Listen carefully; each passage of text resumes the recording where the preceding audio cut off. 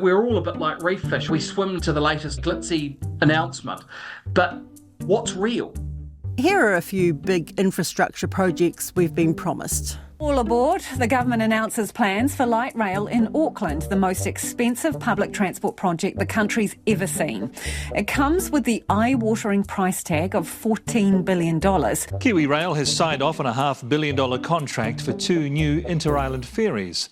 The more environmentally friendly ships will replace an ageing fleet and triple the rail freight capacity. We are confirming that we will be building a new walking and cycling bridge across the harbour. This will be a quality and iconic experience for Aucklanders. The government's unveiled its plan to get Wellington moving, but it could take some time to get the plan going. It wants light rail and a second Mount Victoria tunnel for the capital as part of the Let's Get Wellington Moving project.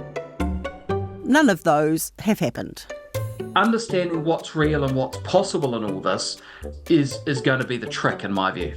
And where's the money coming from? You know, ditto for the Wellington Long Tunnel, which this government has come around and proposed, a big tunnel that takes you from the terrace to the airport, basically. And you go, okay, really? This is the solution that our brightest minds have come up with? No, this is the solution that our ministerial minds have come up with so that it can, you know, someday say the Simeon Brown tunnel. And, you know, in future generations, people thank Simeon Brown for building this big piece of infrastructure. Kia ora, I'm Alexia Russell, and today on The Detail, has New Zealand just inched forward in the near impossible task of putting aside politics to get long-term agreements on infrastructure plans? I think if we want to be able to put those mechanisms in place so that we can have bipartisan support, so that irrespective of which colour of government's actually in, the projects still carry on as they should, because they are strategic priorities for the benefit of New Zealand, irrespective of governments. And that also goes, I think, to the point around building a more bipartisan pipeline of projects. If you have a independently verified list of projects that infrastructure experts have said this is what the country, or in this case the state, needs, then political parties can then get behind those projects in government or in opposition. So we're deliberately building up that institutional capability inside the Infrastructure Commission in New Zealand right now. When it comes to building infrastructure, everyone sings from the same song sheet. To make plans that actually get done, we need to set politics aside and adopt a bipartisan, long-term approach to infrastructure. But the Herald's political editor, Claire Trevett, describes political consensus as a mythical beast and says Infrastructure Minister Chris Bishop's attempt to launch the good ship political consensus quickly and predictably founded on the rocks of hypocrisy. And this is Mark Dalder on Newsroom's Raw Politics. You know, Chris Bishop has come out, and I like this article by Dan Brunskill in Interest this week, saying, I want a bipartisan approach to infrastructure. But he's done that after spending the last 10 months cancelling every infrastructure project that Labour had been working on. And the reality is, part of the reason for being so hasty for this government is a recognition that if they don't get the shovels in the ground, Labour's just going to come in and cancel everything they're trying to do as well. I don't think the easy line of we should just be bipartisan on this, and by the way, bipartisan means you guys agree with what I want to do and vice versa, is actually going to get us anywhere. But maybe we are getting somewhere. Infrastructure New Zealand has just held its annual conference, where the Minister announced the new National Infrastructure Agency will be established in December. Systems are being put in place to oversee projects and facilitate investment, and the government seems invested in doing something about it. Now look, we all know New Zealand's got a big infrastructure deficit, and I just wanted to give you a quick update about how Budget 2024 helps redress that deficit. We've taken the opportunity today, before our political meeting tomorrow, to bring our 3 infrastructure ministers with us so that we can actually talk and learn about some things that have happened here in New South Wales that we're very interested to understand. I think all New Zealanders back at home understand that we've got an infrastructure deficit. We as a new government are absolutely determined to work incredibly hard at solving that. We are building infrastructure. Our government is investing a record amount in modern infrastructure that Kiwis can rely on as part of our plan to rebuild the economy and tackle our massive infrastructure deficit. And the Kaka's Bernard Hickey says this government is actually adding to future problems by cutting spending now. What's fiscally irresponsible is screwing the economy down now so that those people in the future inherit higher unemployment worse public services. And also, you've got to remember that the generations to come are also inheriting past infrastructure underinvestment. If you continue to do infrastructure underinvestment, you're also bequeathing a deficit. There's already a $100 billion deficit in infrastructure spending. By screwing down spending now, particularly on infrastructure, on housing, then you bequeath a housing shortage, stressed public services to future generations. So a lot of scepticism from journalists. The CEO of Infrastructure New Zealand, Nick Leggett, is more generous, especially when it comes to the announcement of the National Infrastructure Agency. So this fulfills a campaign promise by the National Party that was announced at the Building Nations conference last year. And it does take that amount of time to get a new agency set up, to understand where that fits within the wider infrastructure planning and delivery system. And I think that what the government has gone for here is not to just drive more bureaucratic change, but try and make it as light touch as possible while still being effective. And so if you think they're repurposing Crown Infrastructure Partners, which has been a very successful agency. It was formed to start the ultra-fast broadband rollout, which, of course, the last national government was their baby, and it was considered to be very effective. And there are obviously new functions that are required, and that is as we bring back PPPs, because actually ultra-fast broadband was a PPP as well. But as the government's appetite is to bring private capital back into the infrastructure funding model, we need a national infrastructure agency to help be the shop front for that, and also to continue the work of Crown Infrastructure Partners and getting those projects set up and funded. Now, they do that quite often with local government throughout the country. They've administered a lot of the infrastructure funds. I assume that's what will continue to occur. So acting as the shop front to the private sector is going to be very important for this new National Infrastructure Agency. Also, those parties that want to bring their own market-led proposal, as they're described, their own ideas around infrastructure projects, they've got to have a place to bring them. And instead of just sort of wandering into the system and hoping to find something, the National Infrastructure Agency will actually coordinate those proposals across the system of government, which is going to be very important. What was also announced, of course, was that Paenga, which came out of the Christchurch rebuild, is going to have its mandate expanded, so to help government agencies who don't have sufficient infrastructure delivery experience and capability in-house. As Newsroom's Tim Murphy points out, that move is a sort of almost example of bipartisanship. Paenga, which is the delivery agency that Grant Robertson created for infrastructure out of the Christchurch Recovery Agency. So they turned that into a sort of an organisation that could take on infrastructure development that the small ministries and agencies of government didn't have any expertise in.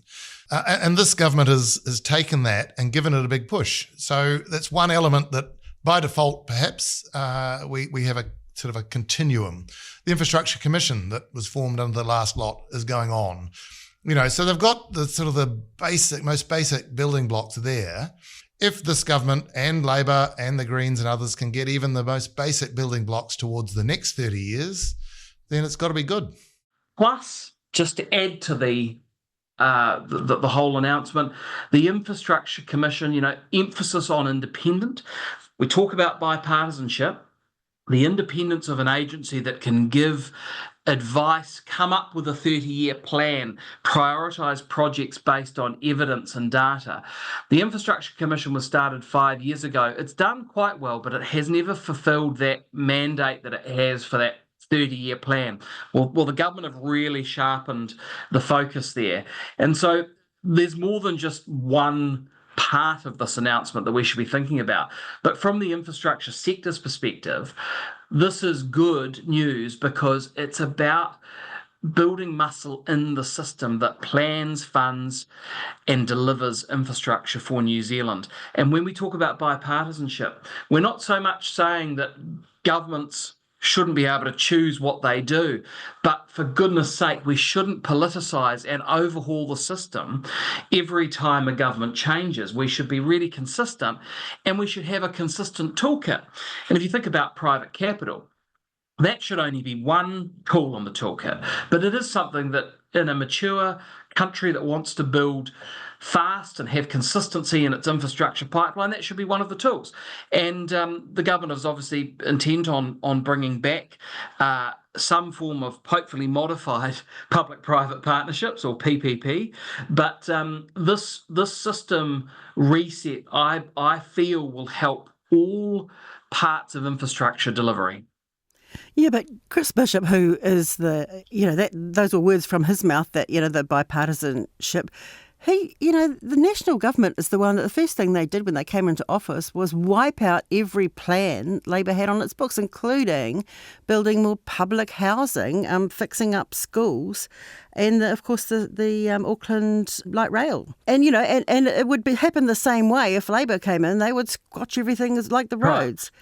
Yeah, and that's why we've got to be disciplined as a country and as citizens and as an infrastructure industry to get the system right, so we can better call out the at the moment, politics dominates everything.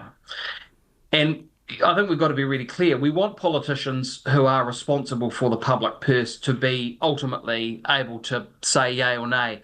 But what we want is a maturity and this is a really controversial word for New Zealand politics at the moment, but we want there to be compromise and negotiation around what that pipeline looks like. We're not going to go from, governments changing and throwing everything out to perfection overnight. In fact, we're never going to get to perfection. We just want to be a bit better. So there's more certainty.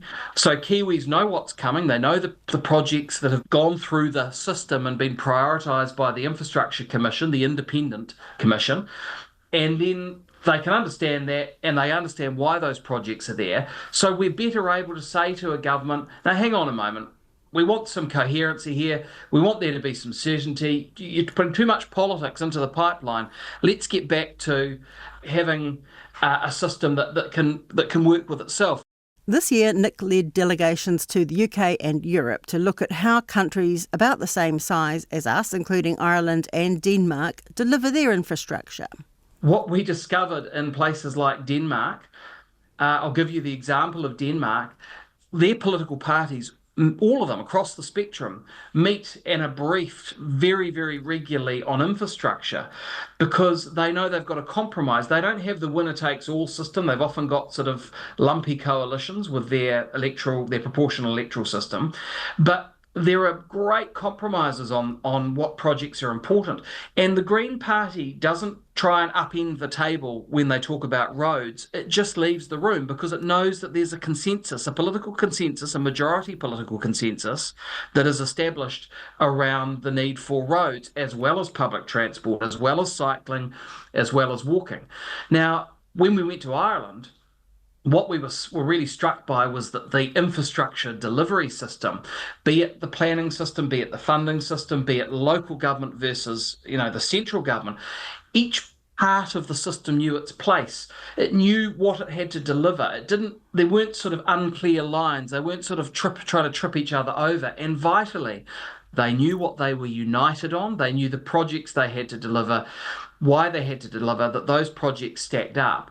There was clarity in the system. And in New Zealand, it just feels like a bugger's muddle, to be honest, at times. You don't know who's responsible for what. That's what we've actually got to change now. So is the Infrastructure Commission designed to do this, to draw up a list of projects that the most important ones for the country? That is its short-term aim, and it's the 30-year infrastructure strategy.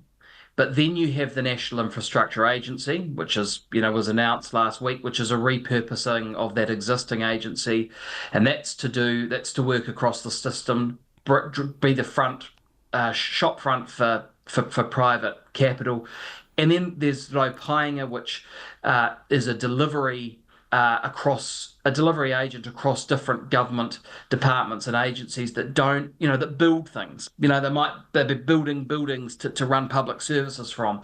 So there's a really the system is starting to form. And what I think we saw, which was really encouraging at our Building Nations conference last week, was that it wasn't the headline part of Chris Hipkins and Barbara Edmonds' speeches as Labour leader and infrastructure spokesperson, but it was they did give a nod to the system changes that we saw, and that's really encouraging. That's actually the bipartisanship we should be looking for here.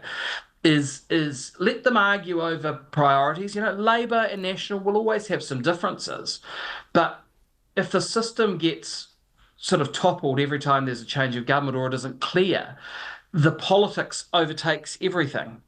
And what we want is the system to be consistent, even if the political priorities aren't, because that way we'll get things built faster. There'll be more certainty in the system. And what that does is allows for more efficiency, more effectiveness, more productivity. And we don't have this boom-bust cycle that really cripples infrastructure in a small country, because we are a very small nation, and when projects don't happen or they're not certain into the future, the private sector, be it contractors, be it consultants and engineers and planners, they can't amp up at the right time, and we get this mismatch of the capability that's available with the need. And of course, what do? You have to spend a lot more money to bring in people and machinery from overseas when it's like that. We want a much more consistent pipeline. We know what's coming in 3 years, 5 years, so we can plan.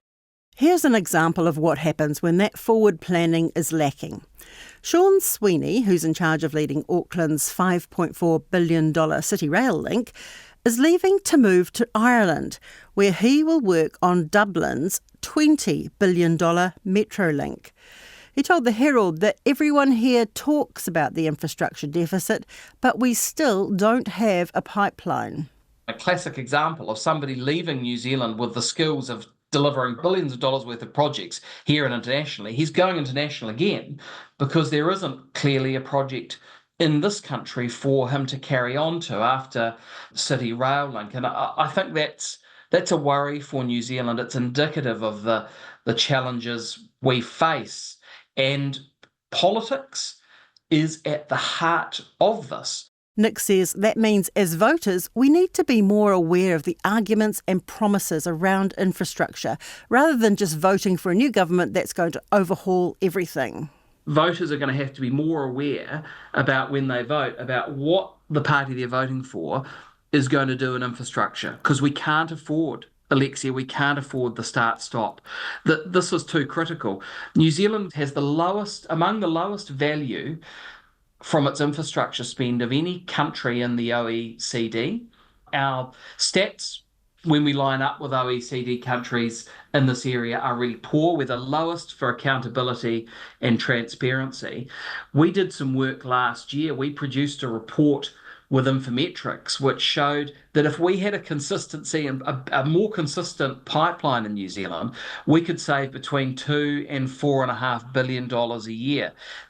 Those funds, if we're really interested in saving money, could then be reinvested into capital infrastructure projects. So there's huge opportunity here to just stop toing and froing and get some compromise and agreement. Now it's not all going to happen with one announcement, but this is the kind of thing we're going to want to see. And then it's actually all of us getting better informed as citizens and communities and industries around the stuff that really matters, and that's going to keep the pipeline headed in a direction. Because I don't know about people listening to this, but I actually think for the majority of infrastructure projects, there isn't a Labour or a National way to build infrastructure. There's just a proper and consistent way. And that's what most Kiwis will be interested in getting, Will they though, Nick? I mean, that's not the glitter ball, is it, of politics? I mean, people aren't going to vote for better systems. They're going to vote because they want to cycle lane across the harbour bridge, or perhaps somebody is in favour of Simeon Brown's weird tunnel to Wellington Airport. I don't know. But, those are the things that attract the voters, exactly the sort of things that you're saying should not. They're a distraction. I think people are smarter than that potentially gives them credit for. Well, you're a generous man. Well, no, I'll tell you why. Because New Zealanders understand that when they send their kid to school, that it's a system that supports their education. When Granny goes to have her hip replacement, it's a system that supports her going in, having that operation, caring for her, and ensuring that she comes out and is supported through her recovery. Infrastructure is no different. It's a system. And we've been bought off, if you think about projects like Let's Get Wellington Moving and Auckland Light Rail, they are sold to us as being, oh, they're happening.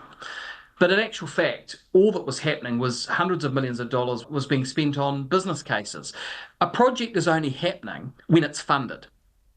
And this is the sort of education that we all need to, better make choices about infrastructure and better join the debate. Because a project isn't happening until the money is there. And maybe if something sounds too good to be true, it's just not true.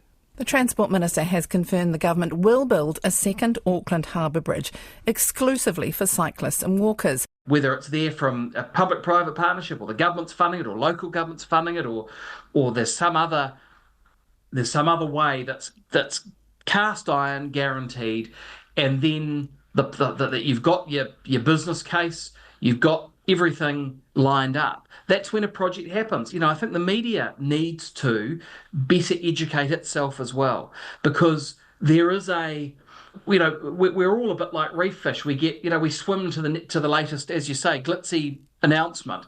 But what's real? What's real? And understanding what's real and what's possible in all this is going to be the trick, in my view. Let me get this right. What you're saying is that when someone stands up and announces that we are going to build a bubble over the Harbour Bridge where all cyclists can float to the other side, yes, and then we all write it up and say, bubble over the Harbour Bridge. That's we right. just have to understand that it's just an idea, and they've got to do a business case, and it might never happen. And where's the money coming from? So, the Infrastructure Commission, which we've already talked about, that will actually be able to provide independent advice when the floating bubble across the Harbour Bridge is announced. They'll be able to say, well, look, we've done some work on this. It's not feasible, or it is feasible, or actually we haven't done any work. So be very careful. We've got to be careful about what's promised to us and what we're prepared to buy. That's it for today. The Detail is a newsroom production supported by RNZ and New Zealand On Air. Today's episode was engineered by Jeremy Ansell and produced by Gwen McClure and Davina Zimmer. Thanks to Nick Leggett. I'm Alexia Russell. Ka kite.